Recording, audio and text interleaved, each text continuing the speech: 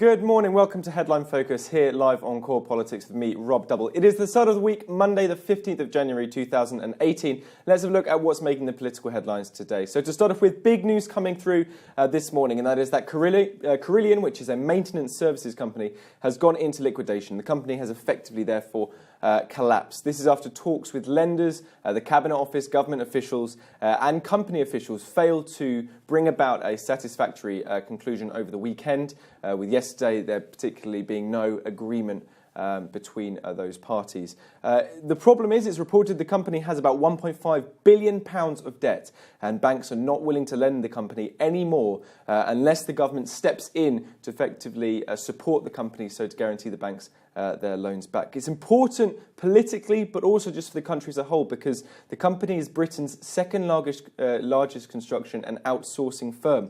It's crucial for government projects. It runs a lot of day-to-day services for the government, including schools, hospitals, prisons, the army, and does a lot of maintenance work for Network Rail as well. Billions of pounds effectively worth of public contracts, with more than 20,000 jobs at risk by this company going into liquidation.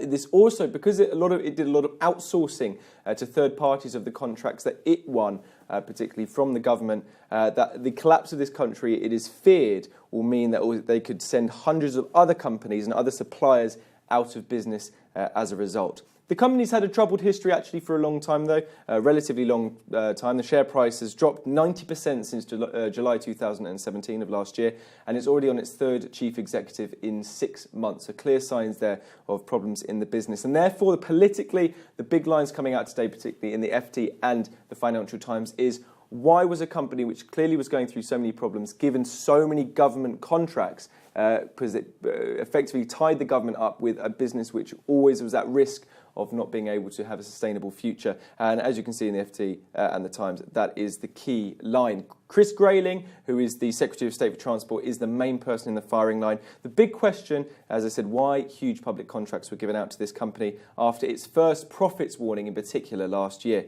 Carillion made its first profit warning just days before it was awarded the £1.4 billion contract on HS2, the high-speed 2 train service, on July 2017. It's expected there's going to be a ministerial statement or an urgent question in the House of Commons at around 3:30 today, so something to look forward to. I reckon this story will probably have some legs with that much at stake. Next up, Brexit impact reports. So we've had them from London. Apparently we haven't had them from the UK government, but we do have them from Scotland. According to analysis by the Scottish Government, the SNP-led government, a hard Brexit would cost Scots £12.7 billion.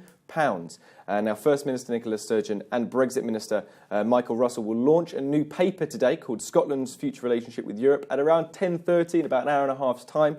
Now, it goes through 3 scenarios of Brexit outcomes, with obviously the most severe being a hard Brexit where the UK doesn't have any kind of agreement regarding the single market or the customs union and crashes out of the EU.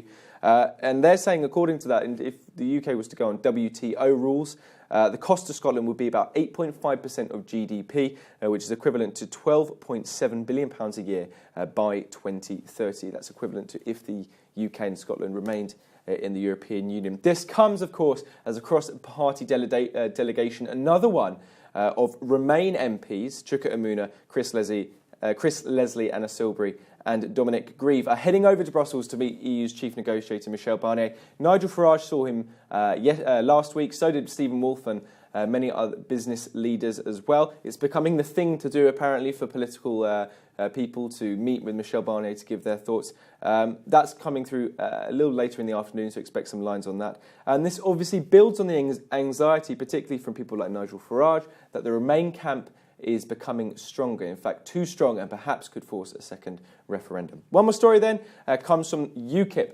UKIP leader dumps girlfriend. Now, this is obviously about Harry Bolton, the UKIP leader. He's announced he's ending his relationship with the 25-year-old model Jo Marnie. He's touring the TV and radio studios this morning to give this announcement, and also to try and stabilise his leadership. This is after the Mail on Sunday published racist text messages reportedly sent by Jo Marnie, and further texts reported in the Mail and the Telegraph today as well. UKIP chiefs are investigating the relationship, and several have already called for him to quit as the leader, with the UKIP chiefs meeting on Sunday to decide Bolton's fate.